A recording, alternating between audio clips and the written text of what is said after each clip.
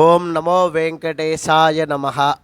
యావత్ భక్తులకు విజ్ఞప్తి. శ్రీ ఫత్తి దర్వాజా వెంకటేశ్వర స్వామి దేవాలయం అతి పురాతన దేవాలయం.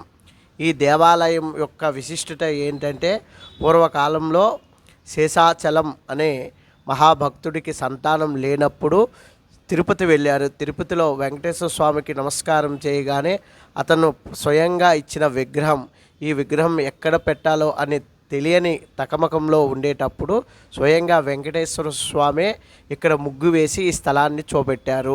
ఆ సందర్భంలో శేషాచలం గారికి సంతాన ఉత్పత్తి జరిగింది. ఆ సందర్భంగా సంతాన వెంకటేశ్వర స్వామిగా వెలిచారు.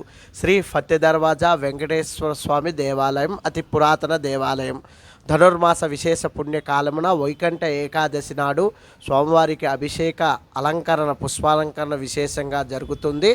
మరియు స్వామివారి కళ్యాణం జనవరి మాసం ధనుర్మాస సందర్భంగా 12వ తారీఖు భోగికి ముందు రోజు ప్రతి సంవత్సరం స్వామివారికి కళ్యాణం జరుగుతుంది. సర్వే జన సుఖినో భవంతు. సనాతన ధర్మ సుఖినో భవంతు. ఓగు స్వస్తి.